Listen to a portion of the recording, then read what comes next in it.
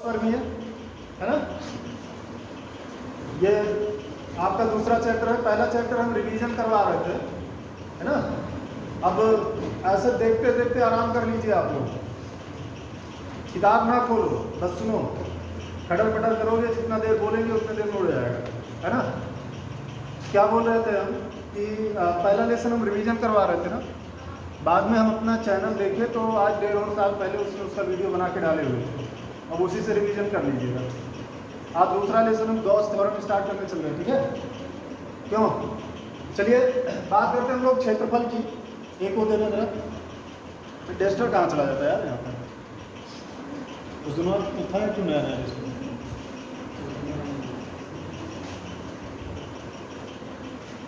चलिए देखिए, Gauss theorem पढ़ने से पहले कुछ चीजें उसकी पढ़नी पड़ेगी आप लोगों को, उसको समझना पड़ेगा, ठीक है। क्षेत्रफल जानते हैं ना आप लोग, क्यों जी, क्षेत्रफल, हाँ एरिया इसकी इंग्लिश होती है। क्षेत्रफल मतलब किसी आकृति द्वारा घेरा गया स्थान, क्यों जी, लेकिन उसकी दो बीमाओं द्वारा घेरा गया स्थान। किसी आकृति के दो बीमाओं द्वारा घेरा गया स्थान उसका क्या कहलाता है, क्षेत्रफल कहलाता है। और 3 बीमाओं द्वारा जब घेरा गया स्थान देखेंगे तो क्या हो जाता है, आपका आयतन हो जाता है। बात समझे ना, केवल 2 बीमाओं, उसे क्या कहते हैं हम, क्षेत्रफल कहते हैं। बात समझे। जैसे एक कमरे का फर्श है तो ये पूरा चारों तरफ से क्या कहलाएगा आपका, इसका क्षेत्रफल कहलाएगा, समझे ना। क्षेत्रफल सामान्यता जो होती है कौन सी राशि होती है, अदिश राशि। क्षेत्रफल क्या होती है, अदिश राशि। क्षेत्रफल बराबर वैसे अगर हम फार्मूला रखें तो लंबाई गुणे क्या होता है, और ये दोनों ही अदिश राशियां हैं। अदिश और सदिश की पहचान करने का तरीका हम बताए थे। अदिश के लिए प्लस और सदिश के लिए माइनस का प्रयोग करते हैं। प्लस में प्लस का प्रयोग किए तो प्लस आया, यानी कि क्षेत्रफल कैसी राशि होती है, अदिश राशि होती है। परंतु एक चीज और हमने बताया था कि जब भी कोई चीज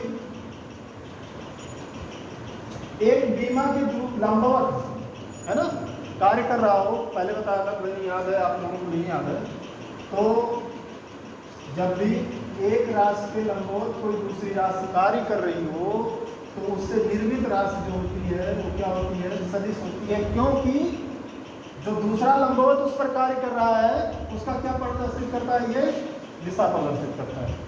नहीं समझ में आ रहा है। क्षेत्रफल आपकी अदिश राशि है, परंतु यदि क्षेत्रफल यानी कि जिस वस्तु के क्षेत्रफल की बात हो रही है उससे कोई चीज आर पार हो रही है, समझ में आया ना, आर पार हो रही है तो उस समय क्षेत्रफल दिशा पर डिपेंड करता है ना। कोई वस्तु है उसके क्षेत्रफल से आर पार हो रही है तो उस समय जो वस्तु का क्षेत्रफल है वो दिशा पर निर्भर करता है, समझे ना। जब तक कि उसका केवल क्षेत्रफल बताना है तो एक अदिश राशि जैसे व्यवहार करता है। परंतु यदि कोई तीसरी राशि उस पर निर्भर करती है, तीसरी कोई राशि उस पर निर्भर करती है, तो वही क्षेत्रफल कैसे व्यवहार करने लग जाता है, सदिश। तीसरी राशि की हम बात करते हैं वैद्युत बल रेखाओं की। ये वैद्युत बल रेखाएं इसमें से गुजर रही है, ठीक ना।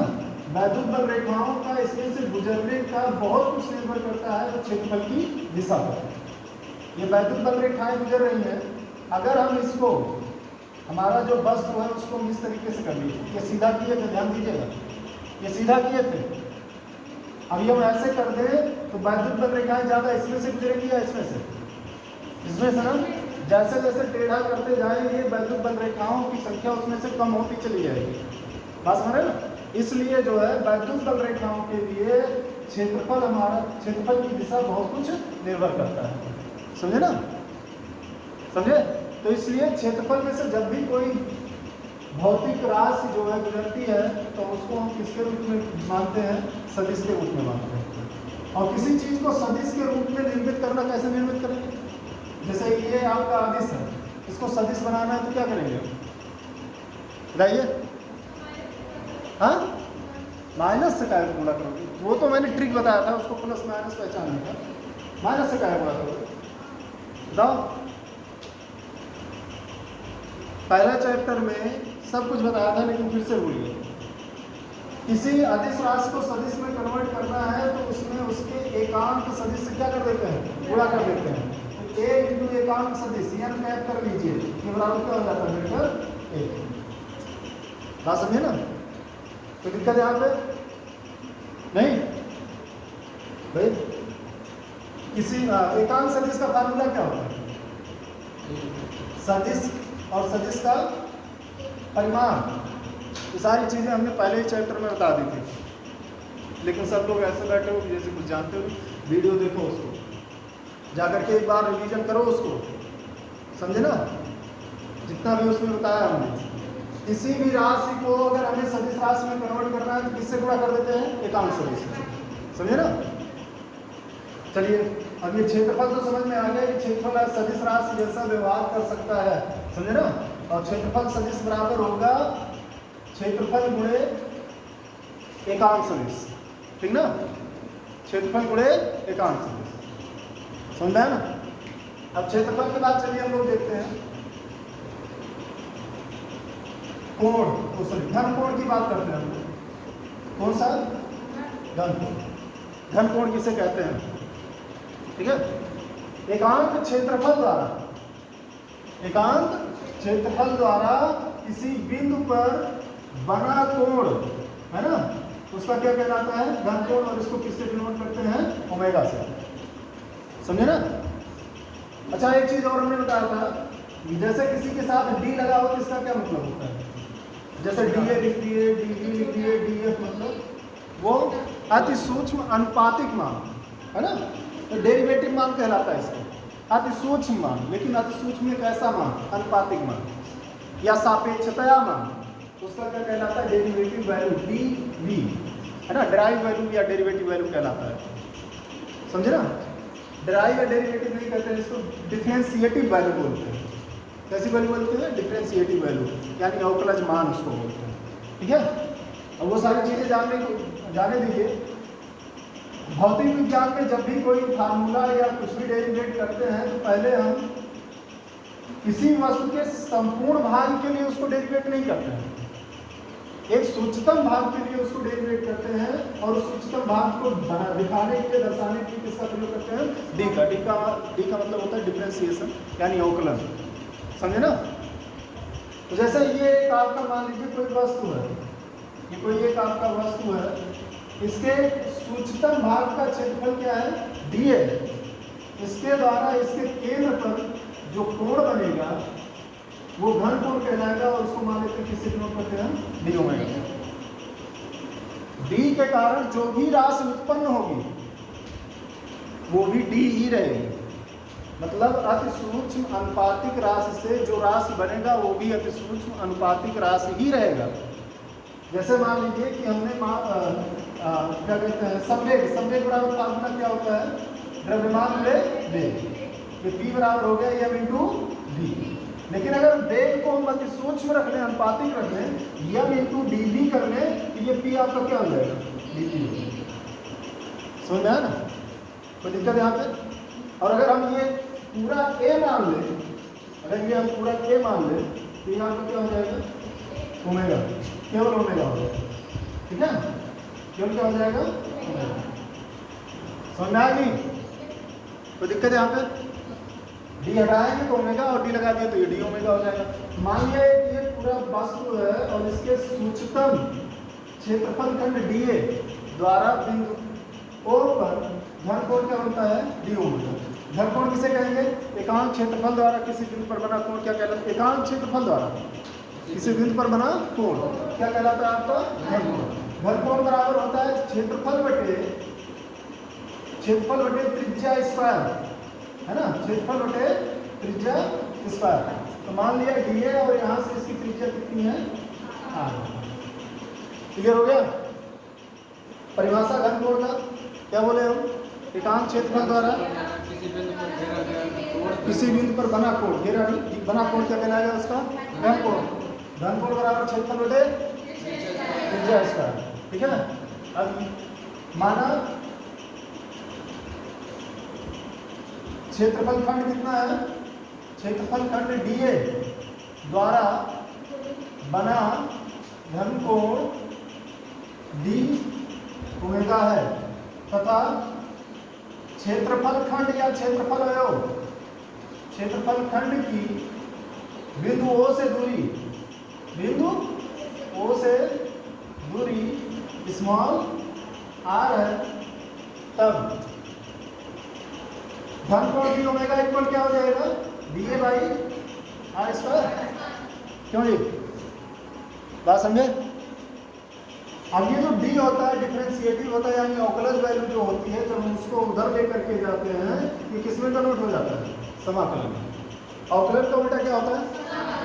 जैसे आप लोग ये जानते हैं बराबर के इधर से उधर या उधर से इधर कोई भी राशि लेकर के आते हैं तो उसका चिन्ह क्या हो जाता है, चेंज हो जाता है। चेंज का मतलब ठीक उल्टा हो जाता है, प्लस है तो जाके माइनस हो जाता है, माइनस से प्लस हो जाता है, गुणा है तो भाग हो जाता है, भाग है गुणा। इसी प्रकार से अगर अवकलन है समाकलन हो जाता है, ठीक है। और अवकलन और समाकलन के विषय में खूब बताया था हमने, भूल गए सब? अवकलन समाकलन के लिए हमने खूब बताया था, भूल गए? नहीं बताए थे? देखिए अब पहले अवकलन और समाकलन ही पढ़ लीजिए क्योंकि इस चैप्टर में काफी काम आने वाला है। देखिए अवकलन किसी राशि का अवकलन, जैसे राशि ये है इसका अवकलन डी ए से डिनोट करते हैं। तो किसी दूसरी राशि के सापेक्ष अगर इसको अवकलन लिखना है तो D A by D x लिखते हैं। इसको पढ़ा जाएगा यक्स के सापेक्ष ए का अवकलन, एक्स के सापेक्ष ए का अवकलन, ठीक ना। D Y by D X इसको पढ़ेंगे एक्स के सापेक्ष वाई का अवकलन, D Y by D T T के सापेक्ष वाई का अवकलन। बात समझे ना? और ये डी वाई डी टी दोनों ही, डी वाई वाई का अति सूक्ष्म अनुपातिक मान है और डी टी टी का अति सूक्ष्म अनुपातिक मान है। समझ में आया ना? तो ये टी के सापेक्ष वाई का अवकलन, ऐसे हम जो है अवकलन पढ़ते हैं। अवकलन के कुछ सूत्र हैं, ध्यान दीजिएगा। D D x of x x की पावर एन है ना, या पहले हम ये समझते हैं कोई कांस्टेंट हो के, कांस्टेंट का मतलब 1 2 3 4 5 6 कुछ भी, या ए बी सी डी जो मतलब एक्स ना हो या कोई चर राशि ना हो, ठीक है, तो उसकी वैल्यू क्या होती है हमेशा 0। समझे ना? क्या होगी? कांस्टेंट का किसी भी राशि के सापेक्ष अवकलन क्या हो जाएगा 0। समझा ना? और किसी भी राशि के सापेक्ष उसी राशि का अवकलन हमेशा कितना होता है, एक्स के सापेक्ष एक्स का अवकलन कितना होगा, वाई के सापेक्ष वाई का अवकलन कितना होगा। मैथ वाले जान रहे होंगे, मैथमेटिक्स वाले जान रहे होंगे, जो बायोलॉजी लिए होंगे वो ऐसे ही समझे, समझे ना। और फिर इसके बाद जो है और है आपका formula D D x of x की पावर एन, एक्स की पावर एन। इसका फार्मूला होता है एन को पहले लाते हैं और उसमें से घटा देते हैं। हमारा एन और एक्स में थोड़ा कम अंतर होता है इसलिए एक्स की पावर एन मानते हैं, ठीक है। तो डी डी एक्स एक्स की पावर एन इक्वल हो गया एन इंटू एक्स की पावर एन माइनस। क्लियर भैया? अब जैसा अगर अवकलन हमें करना हुआ D D x of x की पावर 5 के बराबर क्या हो जाएगा, 5 गुणे एक्स की पावर 5 माइनस 1 बराबर 5 एक्स की पावर। क्लियर? बात समझ में आ रहा है ना? बायोलॉजी वालों को भी समझ में आ रहा होगा। घात को सिर्फ पहले लाना और उसमें से घटा देना है। घटावा जोड़े तो होते हैं, इतना गणित नहीं आ रही होगी, घटाना जोड़ना तो होता ही होगा ना भाई। चलिए हाँ, तो ये इसका अवकलन हो गया। और अवकलन के भी कुछ और सूत्र हैं, बस हमें उसको इसका आधारभूत समझ क्या होती है वो समझाना था आप लोगों को, है ना। और भी सूत्र होते हैं, जैसे जैसे मिलता जाएगा हम बताते जाएंगे, ठीक है। अब जैसे कोई चीज डी वाई बराबर सपोज करिए कि डी एक्स वैल्यू दी गई है ना, हमें y की वैल्यू निकालनी है ना कि d की वैल्यू निकालनी है। तो जब भी y की वैल्यू मतलब ये y क्या है, अति सूक्ष्म मान है। जब हम y लिखेंगे तो ये कुल मान हो जाएगा या संपूर्ण मान बोल सकते हो। y का ये संपूर्ण मान, ये y का अति सूक्ष्म अनुपातिक मान है, और जब y लिख दिए तो ये क्या हो जाता है आपका संपूर्ण मान हो जाता है। बात समझ रहे हैं ना? संपूर्ण वैल्यू हो जाएगी। तो अगर हमें d से संपूर्ण वैल्यू निकालनी है तो d को हम उधर भेजते हैं और जब वो उधर जाता है यही d यानी कि अवकलन जाकर के उधर किसका चिन्ह बन जाता है, समाकलन, समाकलन dx, ठीक है। अब समाकलन के लिए कुछ सिंबल है, चिन्ह है, सॉरी सूत्र है। अगर एक का हम समाकलन कर रहे हैं तो जिसके सापेक्ष समाकलन कर रहे होते हैं वो उसी के बराबर उसकी वैल्यू आती है ना। एक मतलब चाहे कुछ भी ना लिखा हो तब भी हम वहाँ कितना मानेंगे, एक मानेंगे, ठीक है। dx में किसी कोई आगे नंबर नहीं लिखा होगा कितना मानेंगे, भाई हर एक अक्षर में जैसे ए लिखा है इसके आगे कोई नंबर नहीं लिखा है, कितना मानते हो आप? एक मानते हो ना? आगे चलिए देखिए, अब ये एक का समाकलन क्या हो जाएगा? ऐसे एक अगर मान लीजिए डी ए लिखा है तो इसका समाकलन क्या हो जाएगा? ठीक है। ये वाई लिखा है तो इसका समाकलन क्या हो जाएगा? वाई। ठीक है, इतना समझ में आ रहा है ना? तो डी से अगर हमें संपूर्ण वैल्यू निकालनी है तो डी उधर जाएगा, किसमें कन्वर्ट हो जाएगा? किसमें कन्वर्ट हो जाएगा? डी उधर जाएगा, यानी कि डिफरेंशिएशन उधर जाएगा, तो किसमें कन्वर्ट हो जाएगा? इंटीग्रेशन यानी कि समाकलन। ठीक है, ये समझ में आया? अब ये डी ओमेगा अति सूक्ष्म क्षेत्रफल के कारण बिंदु O पर बना घन कोण था, समझा ना? अगर हमें संपूर्ण क्षेत्रफल यानी इस पूरी आकृति के कारण इस पर निकालना होगा तो कैसे निकालेंगे? ये डी है उधर जाएगा तो क्या हो जाएगा? और D A upon R square. देखिए क्षेत्रफल जो होता है, आकृतियों के क्षेत्रफल दो रूप से होते हैं। एक खुली निकाय का क्षेत्रफल जिसे संवृत्त क्षेत्रफल भी बोलते हैं, सॉरी विवृत, और एक बंद निकाय का क्षेत्रफल। खुला निकाय और बंद निकाय, समझे ना? खुला निकाय और बंद निकाय का मतलब ये हो गया। अभी आप समझ सकते हैं कि वैसे बहुत परिभाषा और लंबा की जाएगा, जल्दी में थोड़ा सा हम समझा देते हैं आपको। खुला निकाय समझ लीजिए ऐसा क्षेत्रफल जिसमें भुजाओं के द्वारा निर्मित हो। किसके द्वारा? भुजाओं के द्वारा। बात समझे? अब बंद निकाय एक ऐसा क्षेत्रफल जो वक्र के द्वारा निर्मित हो। वक्र समझते हैं? क्यों जी? ये आपकी लाइन होगी, ये रेखाएं होंगी, और ये वक्र है, समझ रहे ना? ये क्या है आपका? वक्र है। वक्र में जो है, वक्र में रेखा मतलब वक्र में कोण नहीं बनता, जबकि रेखाएं आपस में मिलती है तो उनके बीच में कोण बनता है। ठीक है, तो आप ये भी बंद आकृति ये समझ सकते हैं जिसमें कोण ना बन रहा हो। खुली आकृति ऐसा समझ सकते हैं जिसमें कोण बन रहा हो। या खुली आकृति का मतलब ये हो गया कि जिनके भुजाओं को हम बाहर क्या कर सकते हो? बढ़ा रख सकते हो, है ना? वो आपकी खुली आकृति, खुली निकाय को प्रदर्शित करते हैं। बंद आकृति का मतलब जिनमें आप बढ़ा नहीं सकते। कहाँ बढ़ा पाओगे? बढ़ाओगे तो दूसरी आकृति का निर्माण हो जाएगा, वो आकृति खत्म ही हो जाएगी। और इसमें क्या है कि जब भुजाओं को बढ़ा दे तो आकृति जो मूल आकृति है वो बनी रहती है। दोनों का मतलब समझ में आ रहा है? कोई दिक्कत? खुला निकाय, बंद निकाय। खुला निकाय जो भुजाओं से निर्मित हो, ये समझ लीजिए। बंद निकाय जो वक्र के द्वारा निर्मित हो। खुला निकाय जिसमें आप भुजाओं को बढ़ा सकते हैं, है ना? बढ़ाने पर उनकी मूल आकृति नष्ट नहीं होती है, लेकिन अगर हम इसको बढ़ाएं तो इसकी मूल आकृति नष्ट हो जाएगी, यानी वो खत्म हो जाएगा। क्लियर है? यहाँ पे कोई समस्या? तो जब हम खुली आकृति के क्षेत्रफल का अवकलन करते हैं और समाकलन करते हैं तो उसमें किस तरीके से चिन्ह का प्रदर्शन करते हैं? इंटीग्रेशन ए यहाँ लगाते हैं। और जब बंद आकृति का क्षेत्रफल करेंगे तो ये ऐसे बनाते हैं, है ना? तो तभी अगर आपका इंटीग्रेशन में ये इस तरीके से, ये मतलब क्या हो गया? क्षेत्रफल का समाकलन। ये समाकलन का सिंबल है, ये लगा है तो इसका समाकलन हो गया क्षेत्रफल। ये इस तरीके से लगा हुआ या इस तरीके से, ये किसको प्रदर्शित करता है? क्षेत्रफल को, दोनों ही। लेकिन ये किस क्षेत्रफल को? खुले निकाय के या खुली आकृति के क्षेत्रफल को। फिर भुज वगैरह सब क्या है आपके? भुजा जहाँ हमने बोल दिया, भुजा जहाँ बन रहा हो आप समझ जाइएगा कि वो कौन से निकाय को प्रदर्शित कर रहा है? खुले निकाय को प्रदर्शित कर रहा है ना? और जहाँ वक्र बन रहा है वहाँ कौन सा निकाय प्रदर्शित हो रहा है? बंद निकाय। क्लियर है ना? सबको समझ में तो आ रहा है? कोई समस्या तो नहीं यहाँ पे? चलिए आगे देखते हैं हम लोग। ये जो है खुली आकृति के क्षेत्रफल को और ये बंद आकृति के क्षेत्रफल को प्रदर्शित करता है। यहाँ पे जो हमने आकृति ली है, बंद आकृति है या खुली आकृति? ये जो आकृति हमने ली है यहाँ पे खुली आकृति है, बंद आकृति? बंद आकृति, तो उसके क्षेत्रफल के समाकलन का सिंबल ये थाई जैसा होगा, वो होगा। तो समझ में आया ना? अब ये हम अगर इंटीग्रेशन डी जिसके साथ लगा होता है उसी का समाकलन करते हैं। डी लगा है किसके साथ?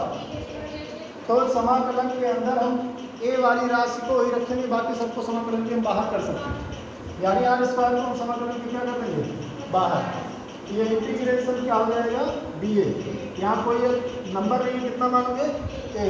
ये हो जाएगा omega equal 1/r square into A. जहाँ ए क्या है? जहाँ ए संपूर्ण पृष्ठ का क्षेत्रफल है।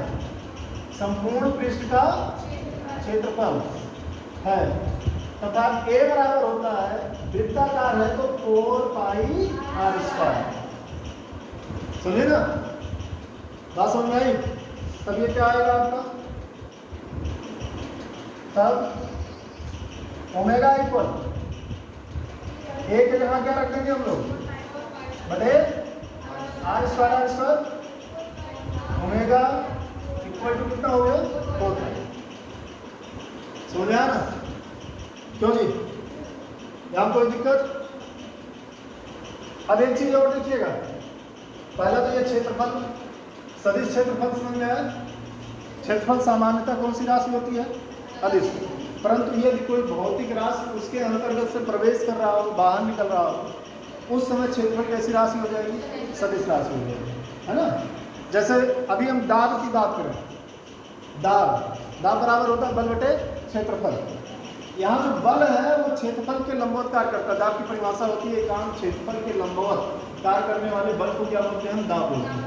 अब जैसे ये मान लीजिए आपका बोर्ड है, हम ये पंजा लगा करके इस पर फोर्स लगा रहे हैं, तो यहाँ पे जो क्षेत्रफल है उस पर डिपेंड करता है हम कितना दाब इस पर लगा पाएंगे। बिल्कुल ऐसे लंबवत लगा रहे हैं तो सबसे ज़्यादा दाब लगाएंगे, तिरछा लगा रहे हैं तो किस दिशा में दाब हम लगा पाएंगे? समझ रहे हैं? हमें दबाना किस दिशा में? इस दिशा में। तो हम ऐसे लगाएंगे तो ज़्यादा लगेगा या इस दिशा में लगाएंगे? सीधा लगाएंगे तो लगेगा ना। क्यों जी? यानी कि यहाँ पर हमारे द्वारा लगाया गया बल क्षेत्रफल की दिशा पर निर्भर कर रहा है। तो इसलिए क्षेत्रफल जो यहाँ काम करेगा वो कैसा कार्य करेगा? सदिश राशि के रूप में। बात समझ रहे हैं ना भाई? तीली है, इसको जैसे ये तीली निकली है, इसको अगर हमें ढोकना है थोड़ी से, तो मगर ऐसे सीधा जब तक इस पर बल लगाते रहेंगे तभी ये सीधा इस दिशा में जाएगा, इस पर बराबर दाब लगेगा। तिरछा लगता है कि मुड़ जाती है, आगे नहीं जाती है। समझे ना? उसका कारण क्या है? क्षेत्रफल के लंबवत बल कार्य नहीं कर रहा है। समझा?